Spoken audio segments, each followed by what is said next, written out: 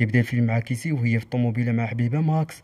كانوا غاديين باش يبدلوا الجو ويمشيو خارج المدينه، والبلاصه اللي غادي ليها هي الدار وسط الغابه، وماكس هو اللي كاريها. هما كانوا غاديين تطيح عليهم الليل في الطريق، ومن بعد وصلوا للبلاصه اللي غادي يدوزوا فيها العطله. غير ملي نزلوا لقاو واحد غريب واقف قدام الدار. ماكس قال ليه حنا كاريين هاد الدار. الشاب كان كيبان عليه مشبوه وكيهضر بطريقه مستفزه، وقال لهم ما يمكنش هاد الهضره، حنا اللي كاريين وحوايجنا مازال داخل. كاسي قالت لي صافي غادي نعيطوا لصاحب الدار. جاوبها بلا ما تعيي راسك، هنا ما كاينش الريزو اصلا. ماكس قال لي واش اخويا بغيتينا نمشيو في وسط الليل، خلينا ننعسوا هاد الليله وغدا نشوفوا الحال. لكن هو رفض. وفجاه خرجت بنت من الداخل وقالت لهم بقاو هنايا هاد الليله. ماكس فرح ووافق بسرعه، ولكن كيسي رفضات وكانت خايفه من هاد الجوج حيت ما ارتاحتش ليهم. ماكس حاول يقنعها من كل جهه، ولكن بقات مصممه وقالت لي صافي يلا نمشيو. وقال لها صافي اللي يريحك، غير انتي ما تبغيش تسوقي في الليل وانا نصحتك والباقي رجع ليك. كيسي قالت ليه صافي بدلت رايي، هذه مغامره وبغيت نعيشها معاك. ودخلوا بجوج معهم للدار، وماكس بدا كيدور في الدار وما كتزقاش ليه يديه، وكان منبهر بزاف بكل حاجه فيها. وكيسي سولاتهم فين غادي نعسو. كاريتا جاوباتها كاينين غير جوج بيوتا، وحده ديالنا حنا والثانيه ديال مول الدار ومقفوله، يعني نتوما قلبوا على شي بلاصه تنعسوا فيها. كيسي قالت لماكس غادي نجيب الشنطات من الطوموبيله، وكاريتا تبعتها وقالت ليها غادي نعاونك. ومن تما بدات كتهضر معاها اشنو الحال عندكم مع بعضياتكم. كاسي جاوبات لا هادشي غلط، راه ماشي راجلي، حنا غير عايشين اللحظه لا الزواج لا والو. انا مجرب هاد الزواج مره، ولكن ملي لقيت الفرصه خرجت منه. ودابا انا وماكس عام واحد وباش كنعرفوا بعضياتنا وبغينا نشوفوا الا ارتاحينا لبعضياتنا عاد غادي نتزوجوا. منين دخلوا للدار ماكس كان غير كيقلب ولقى واحد اللعبه قديمه ديال الحب، وكان باين متحمس يلعبها وقال لهم بغيت نلعب. وكاسي زادت وقالت لي حتى انا، وبداو بربعه بيهم كيلعبوا. وجا الدور على كيسي وكان السؤال كيفاش تعرفتي على حبيبك. جاوبات كنت استاذه وهو كان عايش واحد الفتره صعيبه وما قدرش يعبر ليا على اللي في خاطره، وباقي 6 اسابيع سكت. ومن بعد تشجع وجا عندي وقال لي باللي معجب بيا، وانا كنت خارجه من علاقه فاشله، ومنين لقيته قدامي ما ترددتش. ومن ذاك النهار وحنا مجموعين بالرغم من الفرق في العمر. ولكن كيسي كتلاحظ ان غاريتا وماكس بحال الا كاين الاعجاب بيناتهم، وكانوا كيهضروا غير هما بجوج. كيسي ما عجباش الحال، زادت عليها الغيره وقالت انا عييت بغيت نمشي ننعس. غاريتا قالت لي دخلي ونعسي في بيت النعاس ديالنا، حنا مازالين بغينا نسهروا ونلعبوا. وفعلا كيسي دخلت للبيت، ولكن كانت معصبه وكتغلي من الداخل لغاد مع الصباح. فقط وما لقاتش ماكس حداها، تخلعت بزاف وخافت تكون غاريتا داتو ليها، وخرجات كتقلب عليهم ولكن ما لقات حتى واحد. مشات للغابه وبدات كتقلب حتى لقات الكاسكيطه ديال ماكس طايحه في الارض. عرفات بلي الكاسكيطه مهمه بزاف عنده، وبقات كتعيط عليه وهي غدا وسط الغابه. حتى شافت داك الشاب كيبكي ومشات عنده وقالت ليه مالك فين ماكس ما لقيتوش. قال ليها شوفي بجوج راه مشاو، انا لقيتهم في الغابه وكانوا في واحد الوضعيه اللي ما خصنيش نقلل معاك فيه في الاداب، فهمي يعني. وملي تخاصمت مع ماكس غاريتا قالت ليه انني ما غنخليش وشداتو مشات بيه بعيد. كيسي تصدمات وقالت ليه اش هادشي وكيفاش. قال ليها كيفاش نوريك الصور انا شفتهم بعيني. كيسي تزادت عليها الصدمه ورجعت للدار كتشوف عاوتاني، ولكن ما لقاتو لا هو ولا حتى الشنطه ديالو. وخرجت من الدار ورجعت لمدينتها. مشات عند صاحبتها القديمه اللي بقات كتفلسف عليها شوفي خاصك تقلبي على البنت اللي سرقاتو منك. انا مثلا لو راجلي خاني ما نرتاحش حتى نعرف شكون اللي داتو وشنو عندها زايده عليا. كاسي جاوبتها انا بصراحه ما فهمش، خصوصا حيت علاقتي بماكس في الاواخر ما كانش زوينه. لكن ملي مشات صاحبتها بدا الشيطان كيلعب ليها في دماغها. مشات سولات جوجل على غاريتا، ولكن ما كانتش عارفه الاسم كامل ديالها وما خرج ليها والو.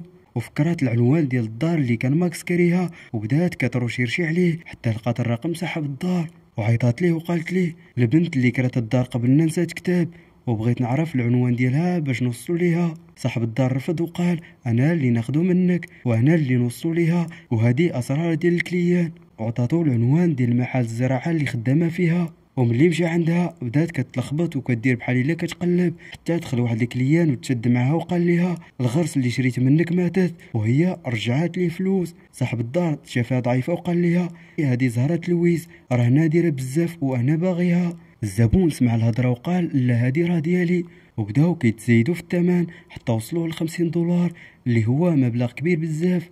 وكيسي شكراتو على اللي دار معاها، ومن بعد سولها فينا هو الكتاب، وجاوباتو شوف من الاخر ما كاين حتى كتاب، الموضوع هو انني بغيت نوصل لهذيك البنت وبغيت نعرف علاش دارت هذا الشيء، وانا بما ان خليتك تجي حتى لهنايا على والو خليني نعرض عليك على شي قهوه. ومشاو مع بعضياتهم، وهي بدات كتحكي لي على القصه ديالها هي وماكس، وقالت ليه انا بغيت رقم كاريتا خاصني نفهم علاش دارت هذا الشيء. هو جاوبها الا درتي هاد الخطوه واتصلتي بها راه الموضوع يمكن ما غاديش يعجبك. دخل عليهم واحد وطلع كيعرف بارلو، قال ليه انا كنت كنقلب عليك شحال هادي. كيسي عرفت ان بارلو كانت عنده شركه كبيره ديال التكنولوجيا، ولكن هو اللي تخلى عليها بالرغم انه كان غادي يدخل لواحد الصفقه مربحه بزاف. بارلو استأذن وقال ليه خاصو يمشي، ولكن من بعد كيسي عاودت عيطت ليه وبقات كتسول فيه، وقالت ليه باللي فكرات في الهضره ديالو وان التواصل مع كاريتا ما غاديش يجيب النتيجه، وطلبات منه العنوان ديالها. وبارلو فاجأها وقال لها اعتبري عندك وغادي نجي معاك ونعاونك توصلي ليها. وفعلا خدها العنوان وبقاو واقفين برا كيتسناو كاريتا تخرج. كاسيس ولاد بارلو علاش خليتي الشركه ديالك وهي كانت كتجيب لك بزاف ديال الفلوس؟ جاوبها اب ديالي توفى قبل ما نوقع الصفقه وكان مريض والجهاز العصبي ديالو نهار فجاه، وانا كنت عاجز كنتفرج فيه كيتعذب وما قدرش نعاونو. ومن خرجت من السبيطار شفت بزاف ديال الشباب في عمر العشرين كيدمروا حياتهم بالمخدرات والحوايج اللي كتضرهم، وهزيت في قلبي بزاف خصوصا حيت اب ديالي مات. ومن داك النهار وانا بعدت على التكنولوجيا شويه. كيسي كتشوف كاريتا خرجت ونزلوا بجوج تبعوها حتى دخلت لواحد البلاصه عمرها بالرسومات غريبه. كيسي شافت واحد الراجل مريح على الكرسي وسولاتو واش نقدر ندخل، جاوبها وقال ليها لا ما يمكنش. وقالت ليه علاش؟ رد عليها وقال ليها واش عندك ولد ولا بنت هنا؟ تحرجات وقالت ليه لا. وبالصدفه كاريتا خرجت كتهضر في التليفون، واول ما شافت كيسي عرفتها وبدات كتعتذر ليها وقالت ليها انا ملي لقيت ماكس ما صدقش حيت هو مناسب ليا اكثر منك. ولكن ملي طاح التليفون ديالها كيسي شافت صورتها مع ماكس مع بعض، وهذا الشيء زاد صدمها بزاف حيت تاكدت انه باعها وهرب مع كاريتا. وخرجت وهي مصدومه، وبارلو حاول يهون عليها بدا كيحكي ليها على مرتو اللي ماتت، وقال لها هي كانت حب حياتي ومن داك الوقت وانا عايش بوحدي. كيسي بدات كترتاح شويه وبدات حتى هي كتفتح ليه قلبها، وقالت ليه انت قلت لي ان مرض باك وراثي، واش طمنتي على راسك؟ قال لها حتى انا عندي نفس المرض ولكن خدام دابا على العلاج، حاجه عندها علاقه بنقل الدم. وبقاو كيهضروا شويه ومن بعد كيرجعوا بينا اللور. ماكس كان مريح مع كيسي وصحاباتها ولكن ما كانش عجبو الجو، كلامهم ما عجبوهمش ولا حتى الضحك ديالهم كان باين عليه ما مرتاحش. وملي حاول يغير الجو كيسي حرجاتو قدام صحاباتها وقالت ماكس بحالو بحال الدري صغير كيعجبو غير الحوايج التافهه. تقلق بزاف وقال لها انا غادي نشري واحد الحاجه ونرجع. ومشى لواحد السوبر ماركت وكانت المفاجاه انه بالصدفه لقى كاريتا بدا كيسمعها وهي كتهضر على شي حوايج خاصهم يشريوها بسرعه. ماكس كان تايه وما مركزش وباغي غير يخرج من الروتين، مشى عندهم وقال لهم بغيت نكون معاكم ونبغي نشارك معاكم في السهره ديالكم. كاريتا سبقات وردات بلا ما تخلي اللي معاه يهضر، وقالت ليه واش مستعد دير اي حاجه باش تنضم لينا؟ قال ليها ايه. ومن تما شداتو معاه ومشاو يسهروا، وتما بقات كتسولو على حياته وعرضت عليه يحضر معاهم في واحد العرض ديال الطائفه، وبدا كيضرب بيديه في واحد الطبله بحال الا كان كيغني، وضرباتو واحد الجزاجه في يديه وبغى يحيدها بيديه. وقالت ليه لا اشنو كدير؟ بلا ما تحيدها بيديك غادي تهز شي ميكروب انا غنحيدها ليك. وفعلا كتحيدها ليه ودارت ليه واحد اللصقه، وقال لها دابا انا معاكم وكيوافق. وعطات ليه عنوان ديال الدار اللي كانوا كارينها في بدايه الفيلم. وملي رجع للدار لقى كيسي مقلقه منه، حاول يخفف الجو ولكن كيسي كانت حاسه ان العلاقه بيناتهم بدات كتنهار، وبقات كتحس بالفرق ديال العمر حيث كل واحد فيهم عنده دماغ مختلف. وباش يصالحها قال لها عنده مفاجاه، انا حجزت الدار في الغابه بعيد على الناس والضوضاءات المدينه، جهزي راسك غادي نسافروا مع الصباح. ونهار الثاني كاريتا وحبيبها كانوا كيتسناو في الدار. صاحبها قال لها انا حاسه ان الخطه ما غاداش تنجح، اكيد ما غاديش يجي حتى لهنا. لكن كاريتا كانت واثقه وقالت انت ما كتشوفوش راه بحال الكلب، انا لاحظت كيفاش كيشوفني. وقال لها حتى انا لاحظت كيفاش كتشوفي فيه انتي. وملي شافوا الضوء ديال الطوموبيله تفاجئوا ملي عرفوا انه جاي ومعاه شي حد. سولوه شكون هذه اللي جايبها معاك؟ قال لها اضطريت نجيبها معايا حيث هي اللي غادا توصلني بالطوموبيلتها وما عارفه والو. ما تخافوش. وداروا نفس المشهد اللي داروا في بدايه الفيلم. ونهار الثاني ملي كيسي مشات كيمشي يجري عند كاريتا وقال لها الدار آمنة وراها مشات.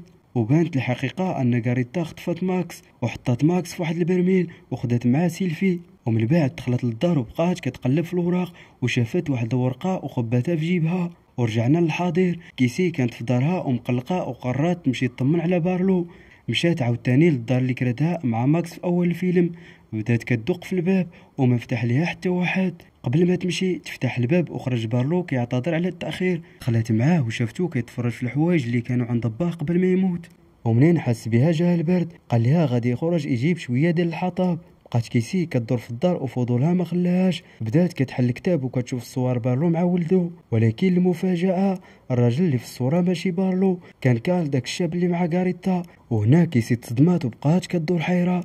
ملي شافت الباب كان مسدود، خدات المفتاح وفتحاتو ولقات ادوات طبيه ديال بارلو. وشنو وقع من بعد؟ بارلو رجع للدار ولقى ولدو وغاريتا مجهزين ماكس في البرميل، حيت كانوا باغيين الدم ديالو باش يديروا به علاج. بارلو تصدم ملي شاف ماكس ورفض وقال ليهم مستحيل ندير داكشي اللي في بالكم. ماكس قال ليه هو ما باغيش يموت وباغي حتى هو يتعالج. اما غاريتا قال خلاص اللي وقع وقع، ما عارفينش اش درنا باش نضحكوا على ماكس وحتى نفهموا حبيبته باللي خانها وهرب. بارلو اضطر ياخذ الدم ماكس باش يداوي، وفي هذا الوقت كيسي عقلها تخربق وتخلطات عليها الامور، وشافت من الشرجم ديال الغرفه المسدوده واحد الحاويه وسط الغابه. خرجت باش تشوف اش فيها، وفي نفس الوقت كان بارلو في الغابه غادي يشوف ولدو غاريتا. وتيبان انهم كانوا في الدار في الوقت اللي كيسي كانت كدق على الباب. وعلاش بارلو تاخر يفتح حتى يتخبوا بجوجهم.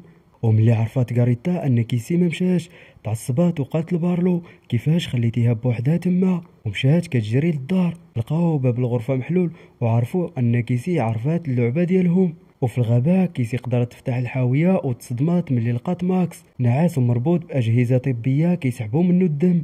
وقبل ما تحاول تفكو كيدخل عليها بارلو وقال لها الا حليتيها غيموت، وراه ماشي كنت باغي ندير هادشي، غير اضطريت ملي لقيت ولدي وحبيبته مجهزين ماكس. كاسي بدات كتغوت عليهم اش هاد الهبال اللي كديروا فيه يا المهبولين. قال لها بارلو راه حكيت لك قبل، انا محتاج نقل الدم باستمرار. هنا غاريتا طلعت الورقه اللي لقاتها وقالت ليه انت كذاب ماشي مريض لا والو، انت باغي الدم غير باش تبقى شاب. كارل تصدم وقال ليه واش بصح انا درت هادشي كامل باش ما تموتش، وفي الاخير انت بغيتي غير تبقى شاب. وزيد كيتعصب من غاريتا حيت كانت عارفه هاد السير وخباتو عليه، وفهم ان غاريتا ما عمرها حباتو بصح وغير مصلحه وصافي.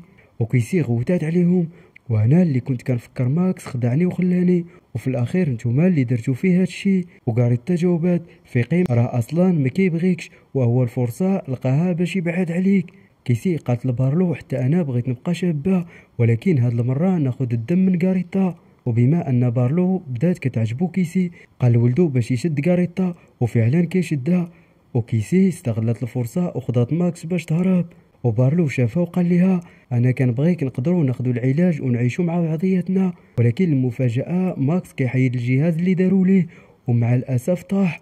كيسي تصدمات وضربات كيل بديك القرعه ديال الدم، وخرجت بسرعه من الحاويه وسدات عليهم من برا ومشات للطوموبيله ديالها. ولكن من بعد كتقرر تبقى عايشه في دار بارلو حيت هي اصلا كتحب العزله وبغات تبقى بوحدها. وبما ان حتى واحد ما عارف بارلو فين والناس كانوا مازال كيقلبوا عليه، الفيلم سالا هنا.